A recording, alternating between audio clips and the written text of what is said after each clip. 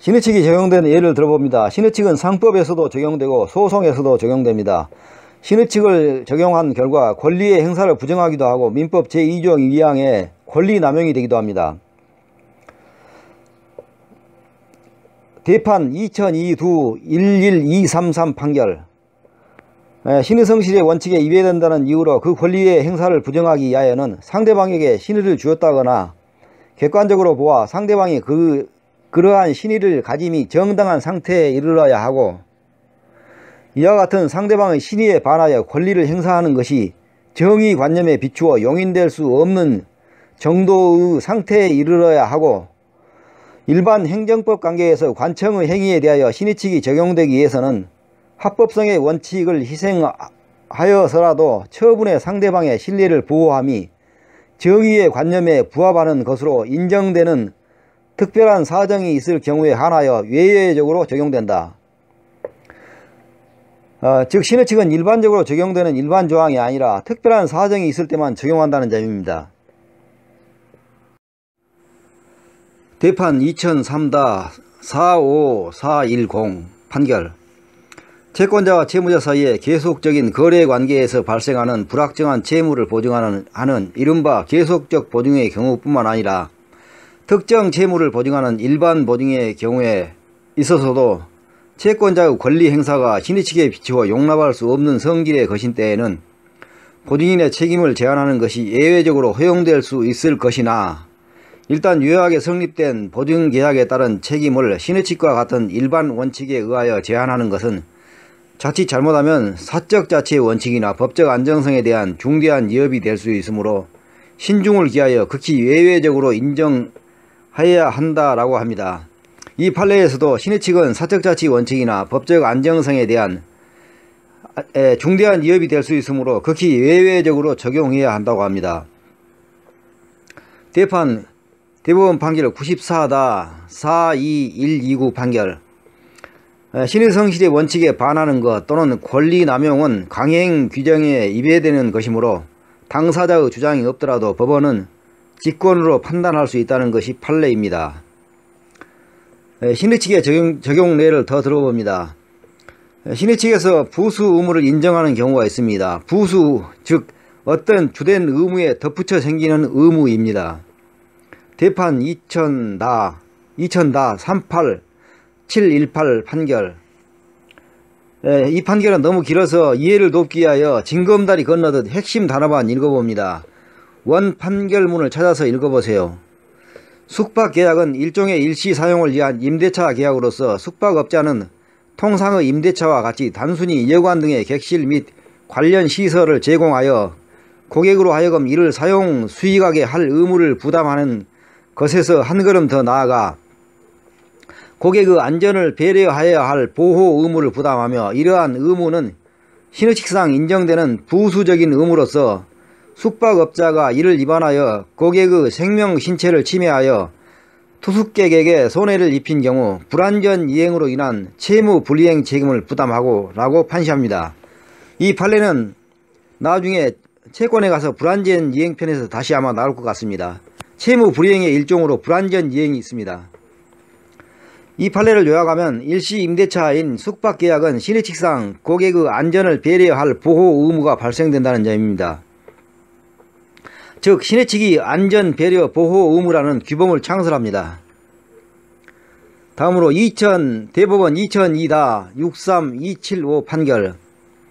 환자가 병원에 입원하여 치료를 받는 경우에 있어서 병원은 진료뿐만 아니라 환자에 대한 숙식의 제공을 비롯하여 간호, 보호 등 입원에 따른 포괄적 채무를 지는 것인 만큼 입원 환자의 휴대폰 등의 도난을 방지함에 필요한 적절한 조치를 강구하여 줄 신의칙상 보호 의무가 있다고 할 것이고, 이를 소홀히 하여 입원 환자와는 아무런 관련이 없는 자가 입원 환자의 병실에 무단 출입하여 입원 환자의 휴대폰 등을 절취하였다면 병원은 그로 인한 손해배상 책임을 면하지 못한다라고 판시하고 있습니다. 이를 요약하면 입원 환자의 경우에도 신의칙에 의하여 병원에서 환자의 물건이 도난당하지 않도록 하는 부수적인 의무가 생긴다고 합니다. 다음으로 2004-48515 판결에서 부동산 거래에 있어 거래 상대방이 일정한 사정에 관한 고지를 받았더라면 그 거래를 하지 않았을 것임이 경험칙상 명백한 경우에는 신의성실의 원칙상 사전에 상대방에게 그와 같은 사정을 고지할 의무가 있으며 그와 같은 고지 의무의 대상이 되는 것은 직접적인 법령의 규정뿐만 아니라 널리 계약상, 관습상 또는 조리상의 일반 원칙에 의하여도 인정될 수 있다. 이 사건 아파트 단지 인근에 이 사건 쓰레기 매립장이 건설 예정인 사실이 신의칙상 피고가 분양 계약자들에게 고지하여야 할 대상이라고 본 것은 정당하다라고 합니다.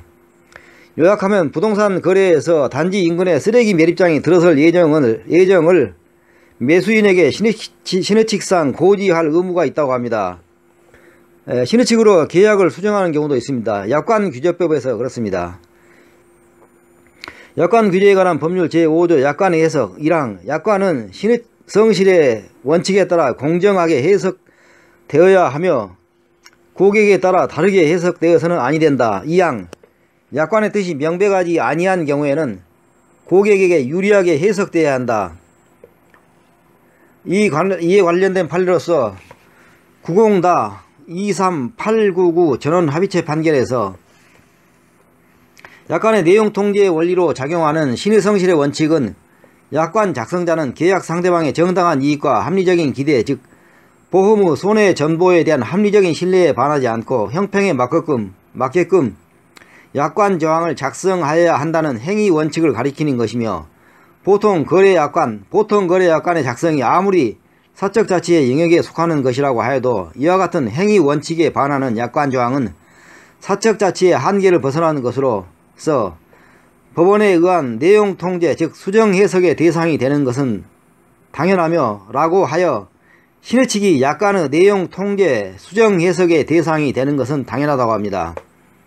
이 사건의 사실관계에는 자동차 보험약관에서 종합보험약관에서 무면허 운전 면책 조항을 무면허 운전의 모든 경우를 아무런 제한 없이 보험의 보상 대상에서 제외하는 것으로 해석하면 절취 운전이나 무단 운전의 경우와 같이 자동차 보유자는 피해자에게 손해배상 책임을 부담하면서도 자기의 지배관리가 미치지 못하는 무단 운전자의 운전면허 소지 여부에 따라 보험의 보호를 전혀 받지 못하는 불합리한 결과가 생기는 바 이러한 경우는 보험 계약자 고객에게 현저하게 형평을 잃은 것이며 이 무면허 운전 면책 조항이 보험 계약자나 피보험자의 지배 또는 관리 가능성이 없는 무면허 운전의 경우에까지 적용된다고 보는 경우에는 그 조항은 신의성실의 원칙에 반하는 공정을 잃은 조항으로 무효라고 볼 수밖에 없기 때문에 위 무면허 운전 면책 조항은 이와 같은 무효의 경우를 제외하고 무면허 운전이 보험 계약자나 피보험자의 지배 또는 관리 가능한 상황에서 이루어진 경우에 한하여 적용되는 조항으로 수정 해석을 할 필요가 있다라고 판시합니다. 이를 요약하면 종래 자동차 종합보험에서 무면허 운전을 하면 보험금 지급을 안 하는 면책 약관이 모든 무면허 운전에 적용되는 것이 아니라 도난 차량 같은 경우 신의칙을 적용해 면책 약관이 있더라도 면책 약관을 적용시키지 않고 수정해서 보험금을 지급해야 한다는 판례입니다. 신의칙을 이용하여 계약의 해제를 인정할 것인가 논의가 있습니다. 여기서는 그냥 넘어갑니다. 채권편에서 사정 변경 원칙으로 인한 계약의 해제를 인정할 것인가 자세하게 다시 나옵니다.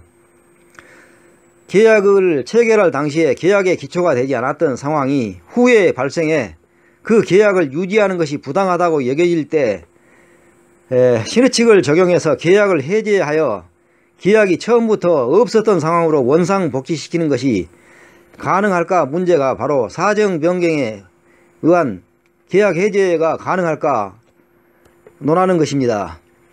학설은 신의칙을 적용해서 사정 변경에 의한 계약 해제를 인정하자는 입장이 있지만 판례는 신의칙을 적용해 계약 해제를 부정합니다. 판례는 신의칙을 적용한 계약 해제를 부정합니다. 부정하는 이유는 계약 당시 예상할 수 없었던 사정이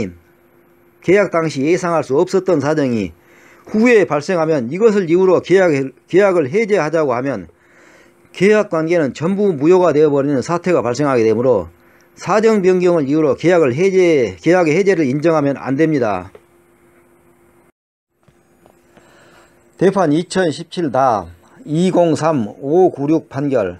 운동경기에 참가하는 자는 자신의 행동으로 인해 다른 경기자 등이 다칠 수도 있으므로 경기 규칙을 준수하면서 다른 경기자 등의 생명이나 신체의 안전을 확보하여야 할 신의칙상 주의 의무인 안전 배려 의무가 있다.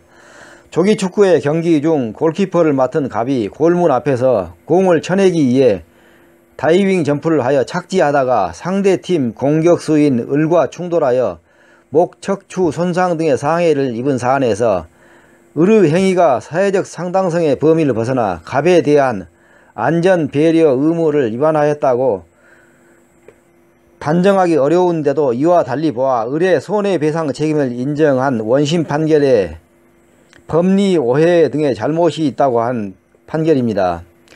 요약하면 운동경기 선수도 다른 경기자 등의 생명 신체의 안전을 확보해야 할 신의칙상 안전 배려 의무가 있다고 하지만 위 판결에서는 상대편 공격수가 안전 배려 의무 위반을 단정하기 어렵다고 하고 있습니다. 다음으로 대판 2017-256-224 판결. 변호사의 소송 이임 사무에 관한 약정 보수액이 부당하게 과다하여 신의 성실의 원칙이나 형평의 관념에 반한다고 볼만한 특별한 사정이 있는 경우 변호사의 보수 청구가 적당하다고 인정되는 범위 내로 제한할 수 있다고 합니다. 다음 대판 2008-44368 판결. 갑 회사가 온라인 연합복권 운영기관인 을은행과 온라인 연합복권 시스템 구축 및 운영 영역을 제공하는 대가로 을은행에게서 온라인 연합복권 매회 매출액의 일정 비율에 해당하는 수수료를 지급받기로 하는 내용의 계약을 체결한 사안에서 갑 회사가 예상액을 훨씬 초과하는 수수료를 지급받게 되었더라도 착오를 이유로 한 계약의 일부 취소 또는 사정 변경으로 인한 계약의 일부 해지를 인정할 수 없다고 본 원심 판단을 수긍한 판결입니다. 2002-22083-22090 판결. 권리행사가 권리의 남용에 해당한다고 할 수 있으려면 주관적으로 그 권리 행사의 목적이 오직 상대방에게 고통을 주고 손해를 입히려는 데 있을 뿐 행사하는 사람에게 아무런 이익이 없는 경우여야 하고, 객관적으로는 그 권리 행사가 사회 질서에 위반된다고 볼 수 있어야 하는 것이며, 이와 같은 경우에 해당하지 않는 한 비록 그 권리의 행사에 의하여 권리 행사자가 얻는 이익보다 상대방이 이를 손해가 현저히 크다 하여도 그러한 사정만으로 이를 권리 남용이라고 할 수 없다고 판시하고 있습니다. 다른 판례로서 2007-66088 판결. 이 사건은 상계를 모르면 잘 이해가 안 되는 판결이라 원문이 아닌 해설을 바로합니다. 상계란 채권자와 채무자 간의 쌍방이 모두 서로 채권과 채무가 있는 경우 그 쌍방의 채무 중 동일액을 서로 변제한 것과 같은 효과로서 채무를 쌍방 동시에 소멸시키는 것입니다. 송금 의뢰인이 차고 송금임을 이유로 거래은행을 통하여 혹은 수취은행에 직접 송금액의 반환을 요청하고 수취인도 송금 의뢰인의 차고 송금에 의하여 수취인의 계좌에 금원이 입금된 사실을 인정하고 수취은행에 그 반환을 승낙하고 있는 경우 대출 채권자로서 은행이 송금의 수취인이자 동시에 대출 채무자인 사람의 채무와 그 금액을 상계 처리하면 특별한 사정이 없는 한 송금 의뢰인의 관계에서 신의칙에 반하거나 상계에 관한 권리를 남용하는 것이다 라고 합니다. 이 판례는 꼭 원문을 한번 찾아서 읽어보세요. 2009-96953 판결. 공매 절차에서 점유자의 유치권 신고 사실을 알고 부동산을 매수한 자가 그 점유를 침탈하여 유치권을 소멸시키고 나아가 고의적인 점유 이전으로 유치권자의 확정 판결에 기한 점유 회복조차 곤란하게 하였음에도 유치권자가 현재까지 점유 회복을 하지 못한 사실을 내세워 유치권자를 상대로 적극적으로 유치권 부존재 확인을 구하는 것은 권리남용에 해당하여 허용되지 않는다고 대법원은 판시하고 있습니다.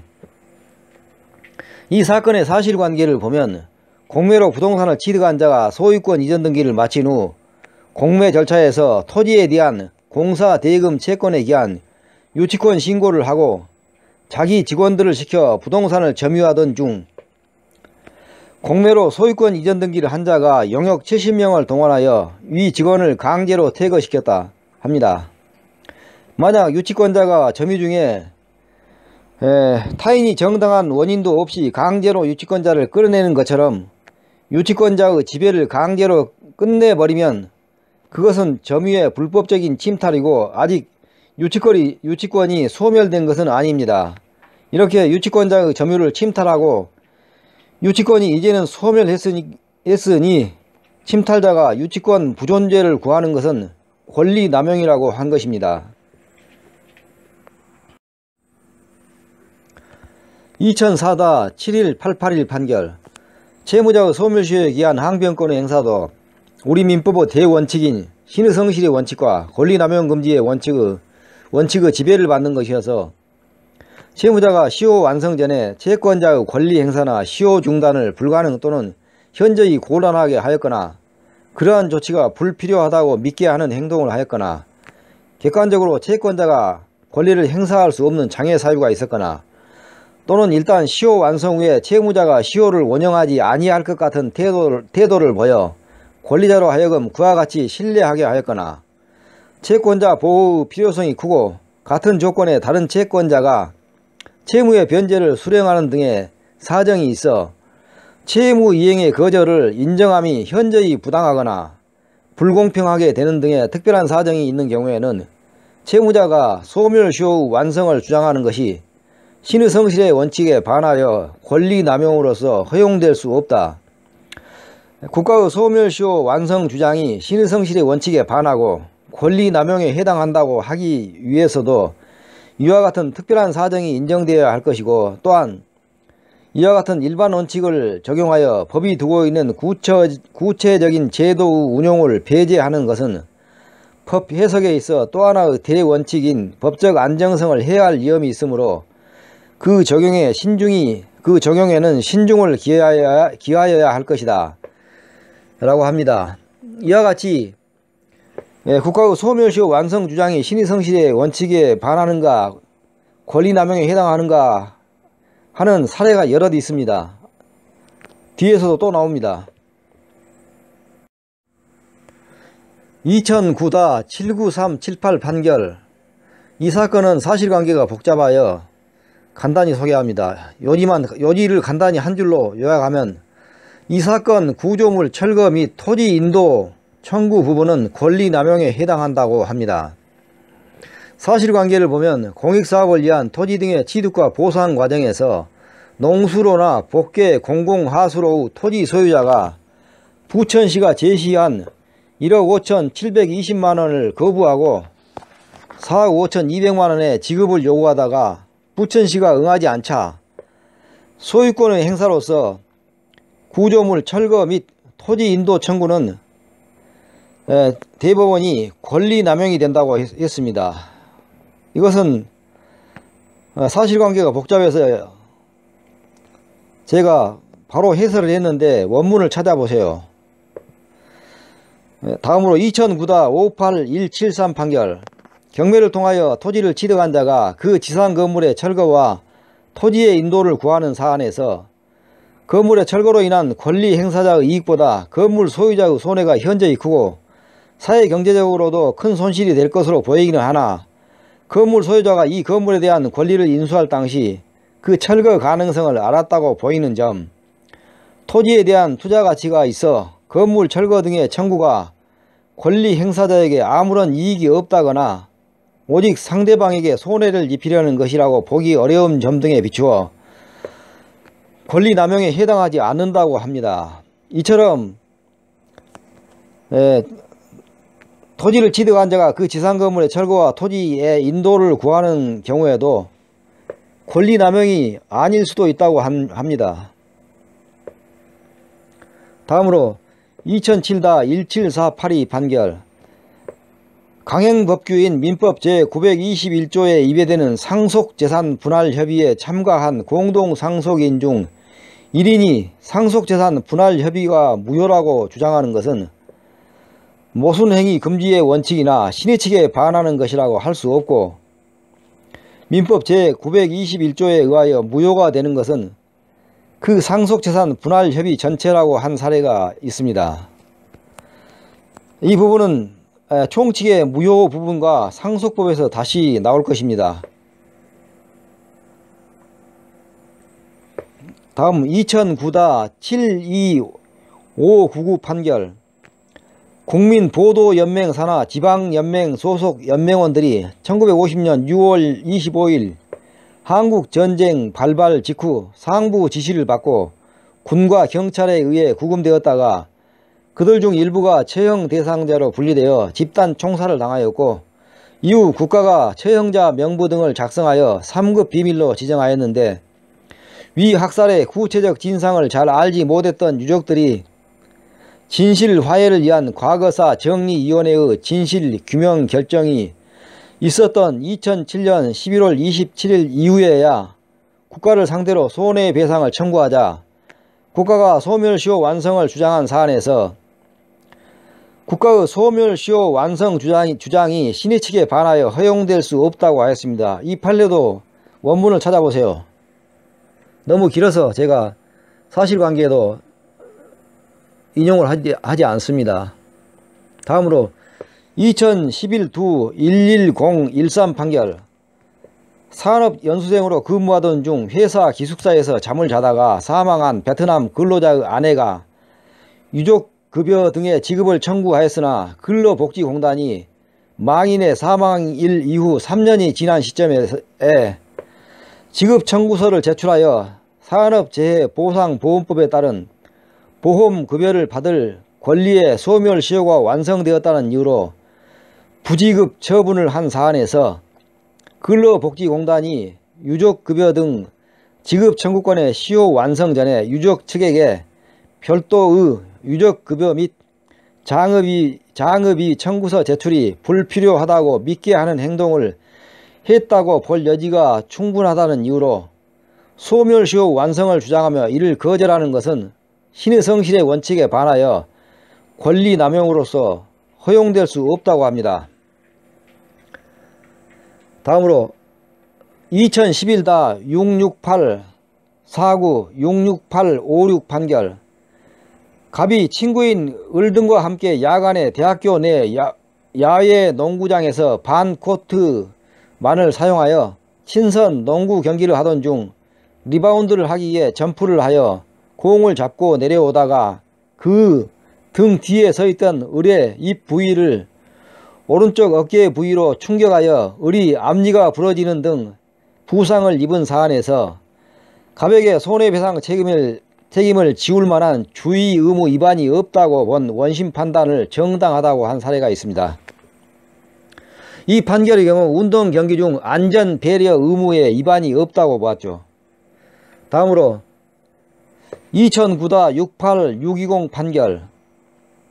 일제강점기에 국민징용령에 의하여 강제징용되어 일본국 회사인 일본제철 주식회사에서 강제노동에 종사한 대한민국 국민 갑등이 구일본제철이 해산된 후 새로이 설립된 신일본제철 주식회사를 상대로 국제법 위반 및 불법행위를 이유로 한 손해배상금의 지급을 구한 사안에서 신일본제철의 소멸시효 완성 주장이 신의 성실의 원칙에 반하는 권리남용으로서 허용될 수 없는데도 이와 달리 본 원심 판결에 법리오해의 위법이 있다고 한 사례가 있습니다.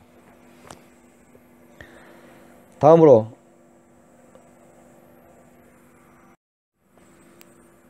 2012-208119 20819 판결. 이 판결도 이 사실관계가 복잡하여 간단히 소개합니다. 원고 후 이 사건 도로의 포장, 철거 및 인도 청구는 권리남용에 해당한다고 판시하고 있습니다. 이 사건은 사유지로 난 도로인데 포장 전부터 인근 주민들의 통행로 및 농로 일부로 이용되고 주변의 인삼밭이나 수필지의 논을 위한 농기계 출입로이며, 이 사유지 도로가 폐쇄되면 인접 농지 경작에 막대한 지장을 주고 포장을 철거하고 원상복구해도 사실상 농로로 사용될 가능성이 크고 다른 용도로 사용하기 어려운 사정 등이 있어 토지 소유자에게 원상복구해도 별 이익이 없고 포장을 철거하려면 상당한 비용이 소요되는 상황에서 도로인 토지의 소유자의 도로의 포장 철거 및 인도 청구는 권리남용이라고 합니다. 다음으로 2013-200568 판결.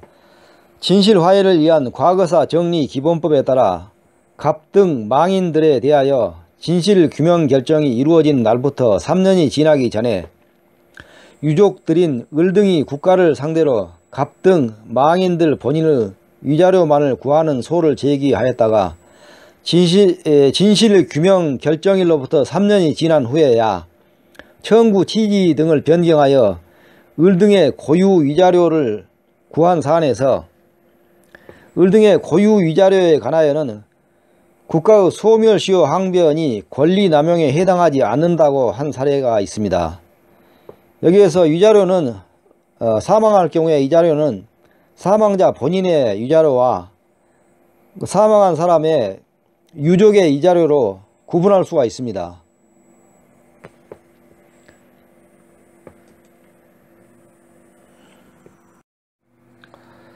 (2012-1146-1153) 전원합의체 판결입니다.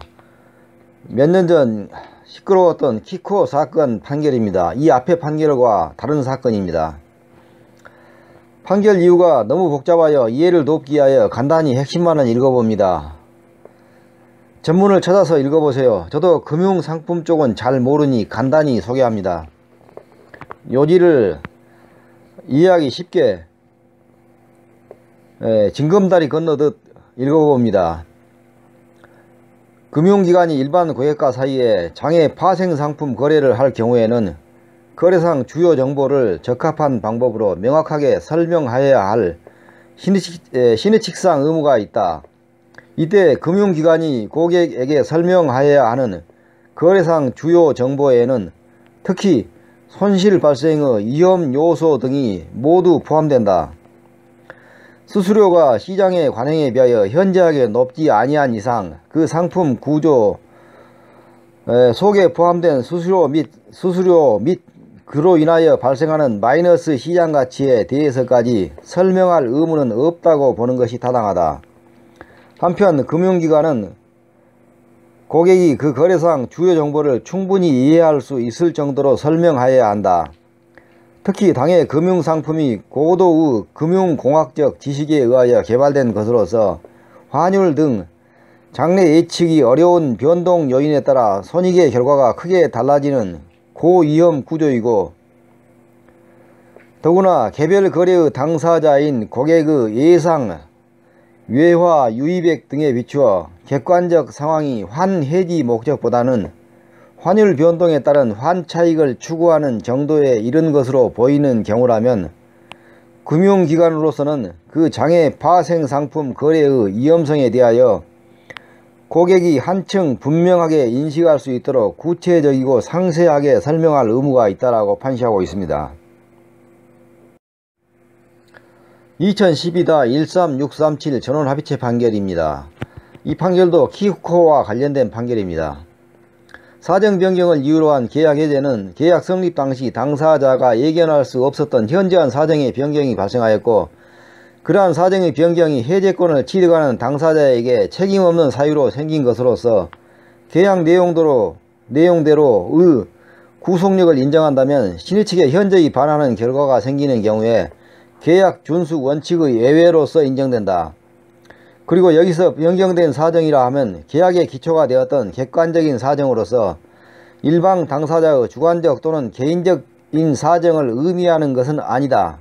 따라서 계약 성립에 기초가 되지 아니한 사정이 그 후 변경되어 일방 당사자가 계약 당시 의도한 계약 목적을 달성할 수 없게 됨으로써 손해를 입게 되었다 하더라도 특별한 사정이 없는 한 그 계약 내용의 효력을 그대로 유지하는 것이 신의 측에 반한다고 볼 수 없다.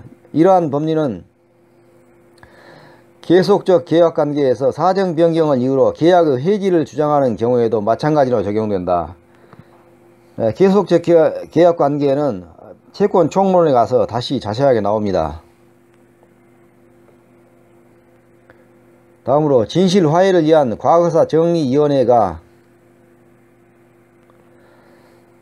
피해자 등의 진실규명 신청에 따라 진실규명 신청 대상자를 희생자로 확인 또는 추정하는 진실규명 결정을 하고 피해자 등이 그 결정에 기초하여 상당한 기간 내에 권리 행사를 한 경우 국가가 소멸시효 완성을 주장하는 것이 허용되는지 여부에 대하여 소극적입니다. 즉 허용하지 않는다는 것입니다. 2013-75717 판결. 확정 판결에 의한 권리라 하더라도 신의에 쫓아 성실히 행사되어야 하고 판결에 기한 집행이 권리 남용이 되는 경우에는 허용되지 않으므로 집행 채무자는 청구 이의 소에 의하여 집행의 배제를 구할 수 있다. 이와 같이 확정 판결에 기한 집행이 권리 남용에 해당하여 청구 이의 소에 의하여 집행의 배제를 구할 수 있는 정도의 경우라면 그러한 판결금 채권에 기초한 다른 권리의 행사, 예를 들어 판결금 채권을 피보전 채권으로 하여 채권자 취소권을 행사하는 것 등도 허용될 수 없다고 보아야 한다 라고 합니다. 이 판결에서는 확정 판결의 효력과 채권자 취소권 등을 이해할 수 있어야만 이해가 됩니다. 민법 총칙에 이제 입문하는 정도로서는 이해가 쉽지 않은 판결입니다. 다음 2013-209831 판결. 국가기관이 수사 과정에서 한 위법행위 등으로 수집한 증거 등에 기초하여 공소가 제기되고 유죄의 확정 판결까지 받았으나 재심 사유의 존재 사실이 뒤늦게 밝혀짐에 따라 재심 절차에서 무죄 판결이 확정된 후 국가기관의 위법행위 등을 원인으로 국가를 상대로 손해배상을 청구하는 경우 재심 절차에서 무죄 판결이 확정될 때까지는 채권자가 손해배상 청구를 할 것을 기대할 수 없는 사실상의 장애 사유가 있었다고 볼 것이다. 따라서 이러한 경우 채무자인 국가의 소멸시효 완성의 항변은 신의성실의 원칙에 반하는 권리남용으로 허용될 수 없다는 것이 판례입니다. 다음으로 2014-18322 판결. 소송 의뢰인 갑이 위임계약에 따라 변호사 을에게 지급한 성공보수금이 부당하게 과다하다고 하면서 부당이득 반환을 구한 사안에서 성공보수금이 착수금의 28배가 넘는다는 등의 사정만으로 성공보수금이 부당하게 과다하여 신의성실의 원칙이나 형평의 원칙에 반한다고 할 수 없는데도 이와 달리 본 원심 판결에 법리 오해의 잘못이 있다고 하고 있습니다.